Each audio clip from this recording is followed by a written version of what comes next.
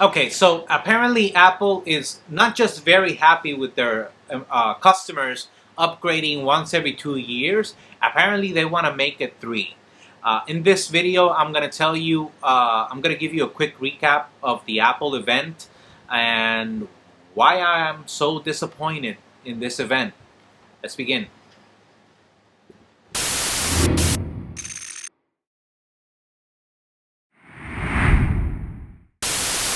Okay, let's start with the HomePod Mini. The HomePod Mini is what made me happy about this entire event. I believe that since the introduction of AirPods, I have not said a comment like the one I'm going to say now, but it's incredible to see that the most exciting thing in an iPhone presentation or an Apple keynote was the HomePod.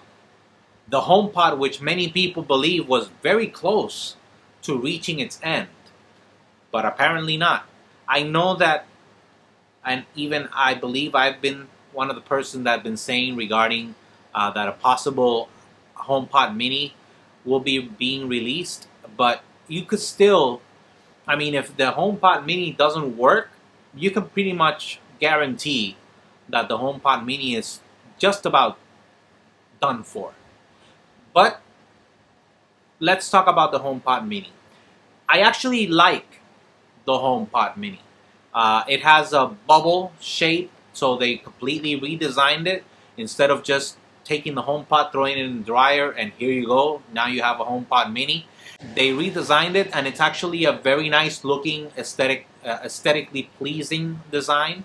It looks like a bubble, like as I just stated before. It's going to be $99, and Apple is putting everything they have on to make sure that they try to at least succeed, because they still claim that it has better sound than almost every other smart speaker out on the market for that size. So once it comes out, maybe I'll get it. We'll see. Regarding the features of the HomePod, they touted them as features for the HomePod, but once the presentation kept going, you could tell that it's not just for the HomePod, it's for basically every Apple device that uses Siri, although we will have to wait and see if that includes the Mac, because I don't know if you guys know, there's 3 different versions of Siri out there. There's the version for the Mac, the version for the iPod. Wow, that doesn't even... People still buy those? Anyway, the iPhone, the iPad, and the HomePod, obviously. That's what I was trying to say instead of the iPod, the HomePod. Okay, so there's three different versions. The only devices that share Siri or the same platform of Siri is the iPhone and the iPad for obvious reasons. They're basically the same device, only one is larger than the other. But anyways, let's get to those details, the things that I truly liked regarding this presentation. It'll have multiple users. Finally, people have been begging for this for a long time. For those of you guys who are Apple fans, you know what I'm talking about. For those of you who are not Apple fans, you know what I'm talking about also. Because everybody watches Apple events. Apple lovers watch Apple events, and Apple haters watch Apple events, so they can start tweeting, "Hey Apple fans, welcome to 2000 whatever they're gonna call it now." There's also gonna be a feature that you're gonna ask Siri for an update, and Siri is basically gonna tell you everything that you have either on your calendar, if you have any missed messages, etc. It's gonna give you a quick rundown of how your day is going, and you can ask for that not just in the morning. You can ask for that anytime during the day, and it'll tell you what you got left. I love the integration with CarPlay. They used an example that the person asked for directions to a store, and as soon as that person got into the car, in the Maps app on the Apple CarPlay system, she already had directions on how to get there. So that is very intuitive. That is very nice. I never thought Siri would be able to do something like that. For those Android users, let me know if Android does that. Honestly, I'm not trying to be mean or anything. Honestly, let me know if Android does do that in the Android car feature, whatever it's called. And the most impressive feature for the HomePod is the intercom system. Now you're going to be able to send voice audio through a specific speaker, or you can tell it to send it to all. Uh, it was very nice to see, but then again, it's a feature that they gave you as a HomePod feature, but later on, as they kept going, the guy is inside the car asking through the intercom if anybody wants a pizza, and there's somebody that's doing exercise and she gets her message on her Apple Watch. There's another one sitting on the sofa with the AirPods, and the AirPods apparently stop playing the music and play the audio, or at least let you know that you have a message waiting, which I'm sure that if it's the father, kids will completely ignore. But anyways, they let you know regarding the messages that you have, and you can send that all throughout the house. The speakers in the house will automatically play that audio, so if anybody's around, they can hear it and they can respond. I believe that's very nice. That's a nice feature, and I'm glad that it's not just a HomePod feature. The intercom is not just going to be a HomePod feature, but it's going to be an iOS and an Apple feature. We'll have to see if that also comes to the Mac. One more thing that I gotta say regarding the HomePod presentation. One of the examples that they gave is the father walking out of the house and saying, "Let's go, we're late, let's go." And then they cut to the scene of the kid saying, "Reply, I'm grabbing my jacket," or something like that. I can't remember word for word what it was. And I kind of, and he was playing with his iPad. You see? Kids are liars. And now to the star of the show, or maybe the shooting star, because, anyways, first they spoke about the iPhone 12. The iPhone 12 will have a 6.1-inch screen. It'll finally be OLED across the phones that I'm going to be talking about. So I'm not going to be constantly repeating that it's for all devices, but just so you know, all the phones will have an OLED screen. Finally, it's what they call the Super Retina XDR. I hope I got it right. Yeah, I'm pretty sure I got it right.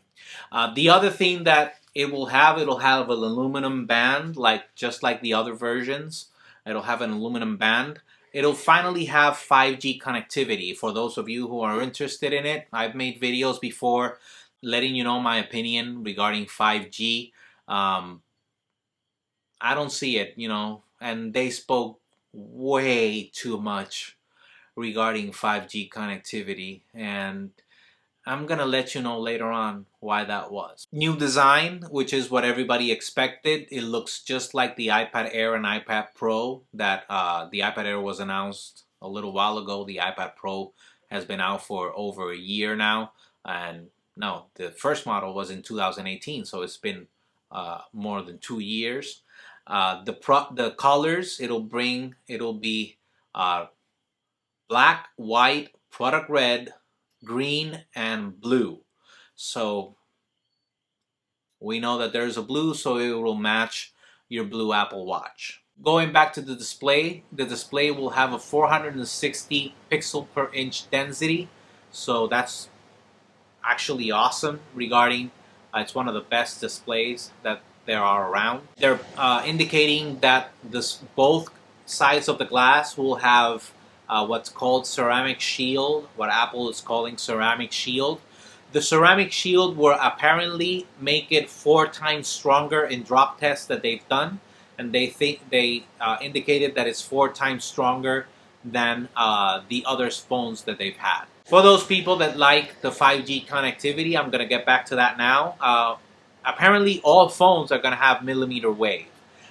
For those of you who don't know, there's different levels of antennas for 5G.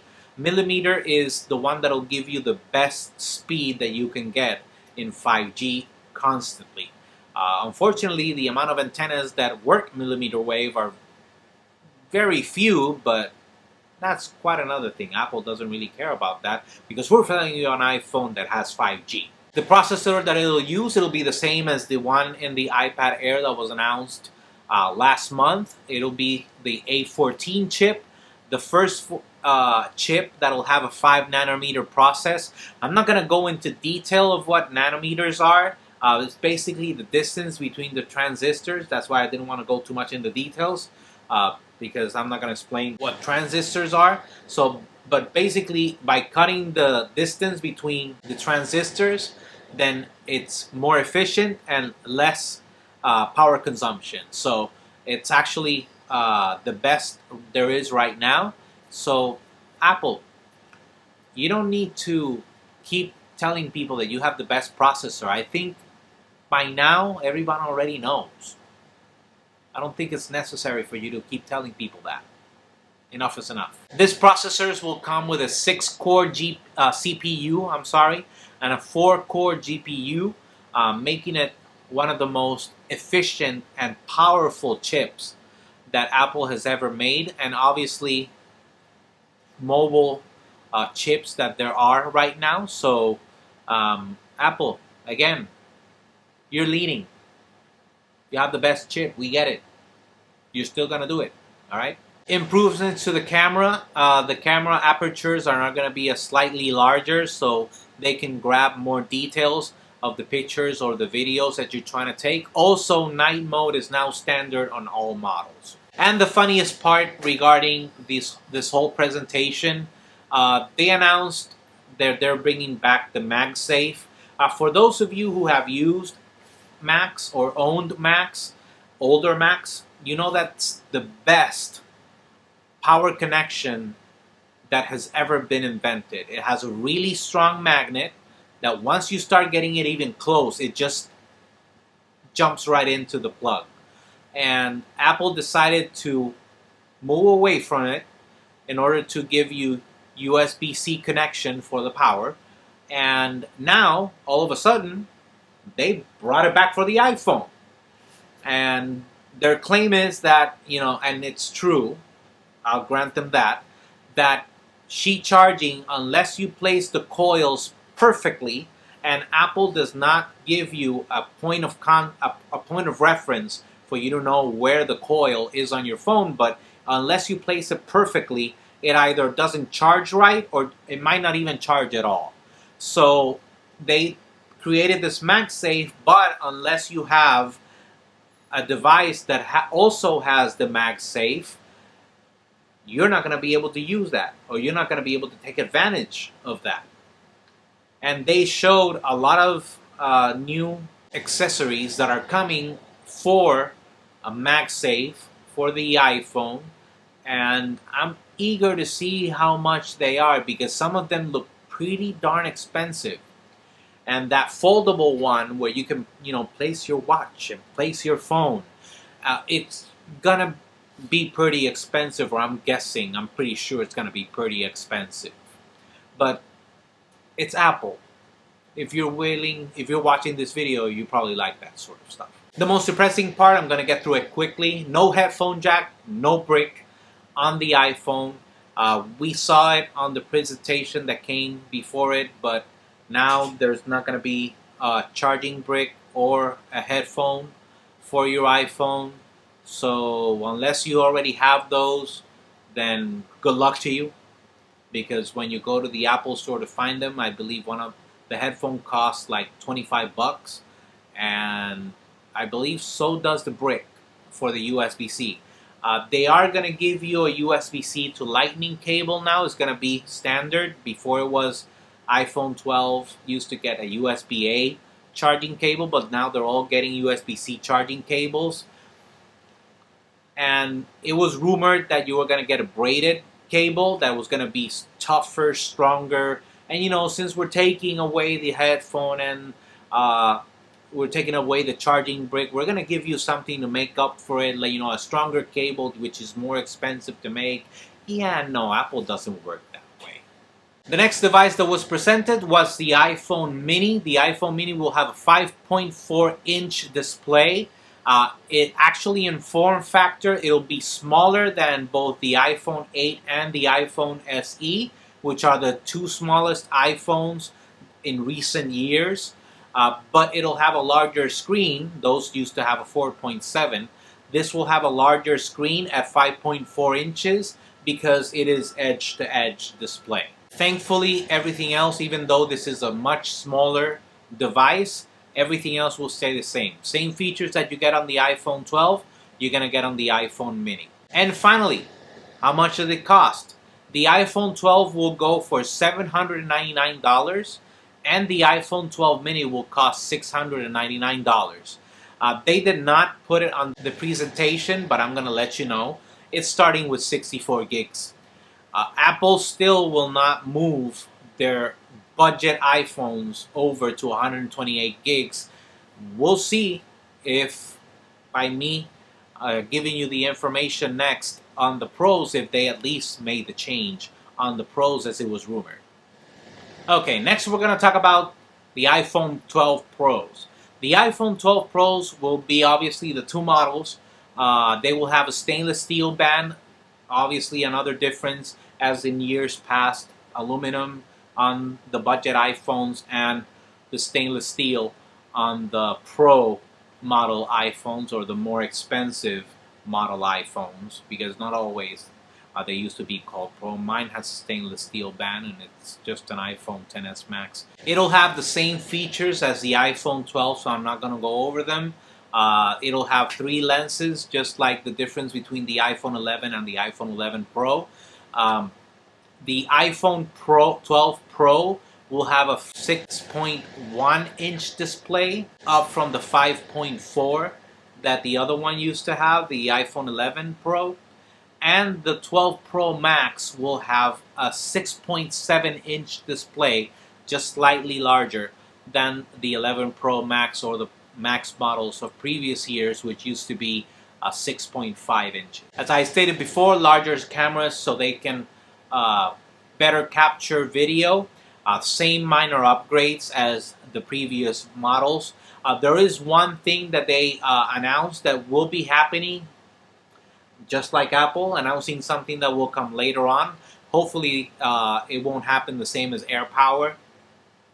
Anyways, they announced this feature that is going to be called Apple Pro RAW. Since this iPhone is supposed to be targeted towards a pro using audience, then the most people that record video in their either iPhones or whatever have been always requesting that they record RAW. RAW is a format, to explain it simply, it's just a format for video recording, and basically the letters say it, R-A-W, RAW.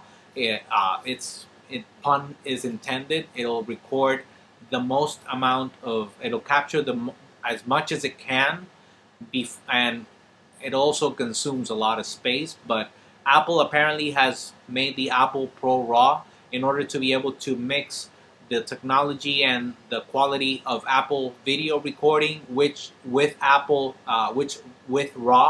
so they can try to combine those. And the only thing I can say about that is we'll see how it comes out.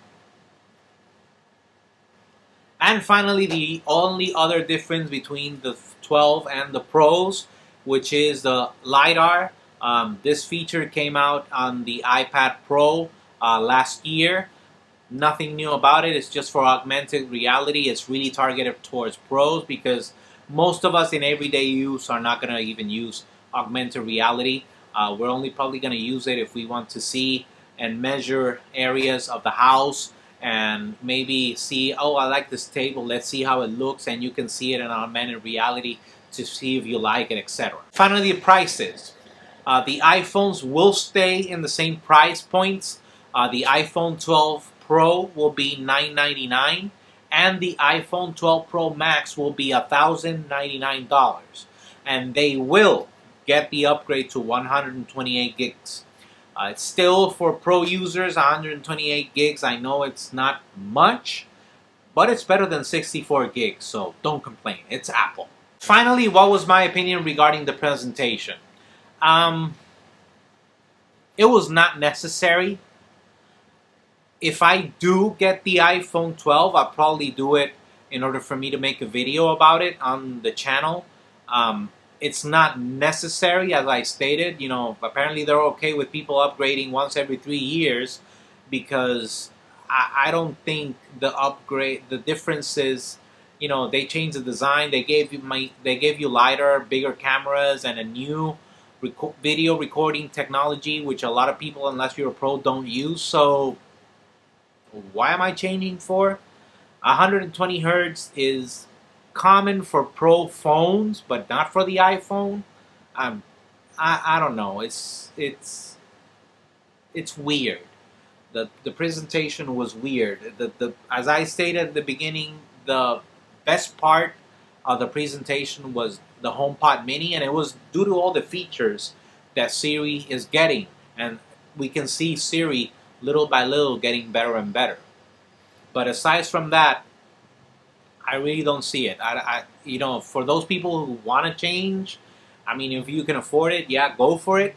But for those people that have to change because their iPhones are already messed up or whatever, then go for the iPhone 12. Don't go for the Pro models.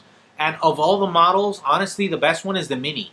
It has all the same features as its larger brothers, well, aside from the Pros, but you know, it has the same features as the iPhone 12, and it's a smaller form factor. It's a smaller screen, smaller all-around display, a smaller size, and it's just better. It's just a better option for you to get than for you to get one of the Pro models. I think the Pro models this year, unless you're really a pro that needs it, it's absolutely unnecessary. Completely unnecessary. If you like this video, please hit the like button right below me. Also, consider subscribing and follow us on Twitter, Instagram, Facebook, and obviously YouTube at JR Abrams Tech, so you can stay up to date with the latest news and rumors regarding tech. Until next time.